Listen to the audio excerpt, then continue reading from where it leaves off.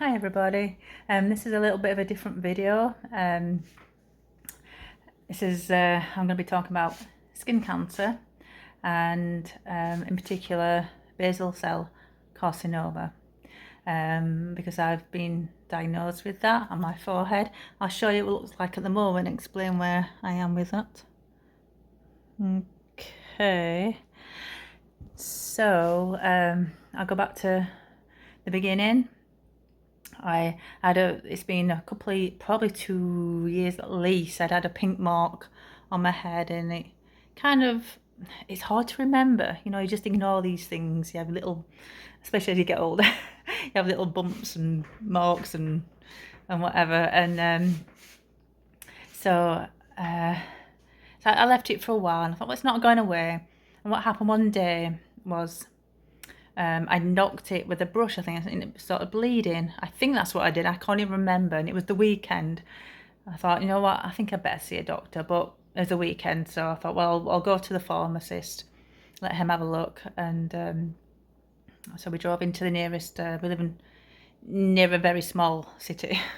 And he said, oh, I'm not sure, try some vitamin E cream, but you probably should see a doctor. So I got some vitamin E, well, ointment it was, made no difference.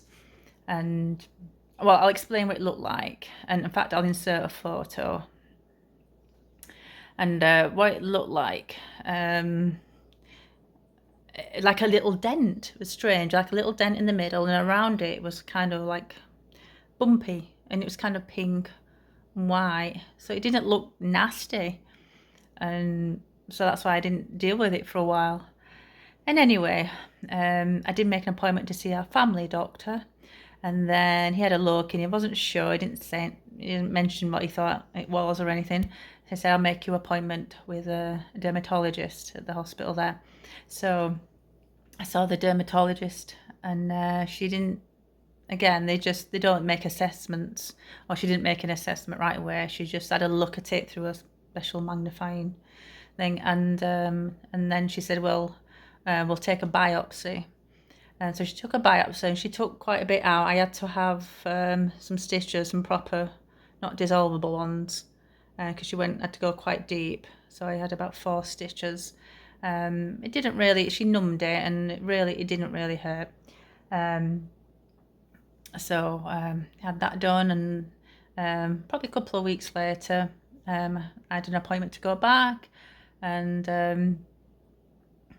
so when I went in, my husband was with me. He always comes to my appointments with me, as I do with him. And she says, yeah, it is skin cancer. But she said it's basal cell carcinoma. And she said it's the best kind to get, if you will. The most treatable one, I guess.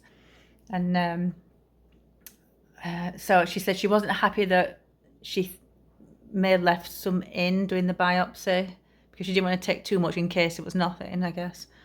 I don't know. Anyway, so I'm still waiting. I've got to get surgery done to take a larger piece out. So I'll show you what it looks like right now. Now, she says some of it is like healing scar tissue or blood vessels. I'm not sure. But when I went back a few days ago, because I was still waiting for my appointment, she took a look again. She says, yeah, it is kind of growing a bit, so really needs that surgery. So I'm waiting on that. So, sorry, I had a hair in my eye. It's all the animals we have. There's always hair floating around. Sticks to my mascara. So in the meantime, she recommended using Eucerin sensitive mineral sunscreen for my face, and it's a tinted one. I'll show you how it's going to be the other way around. But anyway, I really like this. I've got it on now, and yes, I like it. I really like that. And I bought for the rest of my arms and legs and everything. I went with a mineral one again, Sunbun. And I've been wearing it because it's been really quite hot and sunny. And that's been working good. Now, before all this, because I'm a bit of a health conscious about toxins and stuff, I didn't really wear sunscreen.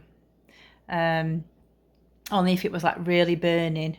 And then I didn't wear a mineral one. I just put wherever it was, whatever brand it was, one of the top brands, but it wasn't mineral, so I'd put a bit of that on. And I think I used to wear like a tinted moisturiser that had like an SPF of 15 or something, but obviously that didn't work. So, you know, people say, oh, you shouldn't use sunscreen because of the toxins, and yeah, I agree in part, because a lot of them are really not good for your skin. But when you get skin cancer, you have to wear something, and I do wear a hat when it's really hot and sunny. Try and stay in the shade as much as possible. But I think then, well, the next best thing is a mineral sunscreen, so that's what I've been using. So yeah, I thought I'd just share that. And for anybody else who maybe going through something similar, or as a mark on them, then just get it checked out. I would say just be on the safe side. Get it checked out, because they come in all shapes, sizes, colours. So I'll give you an update when I get the surgery done. And yeah, I hope you found this informative, and hope you have a great rest of day, and I'll catch up with you soon. I'm going to try and do more videos. They're going to be random, live here in Manitoba, Canada. I do a lot of travelling back to the UK, where I'm from. Obviously you can tell with my accent.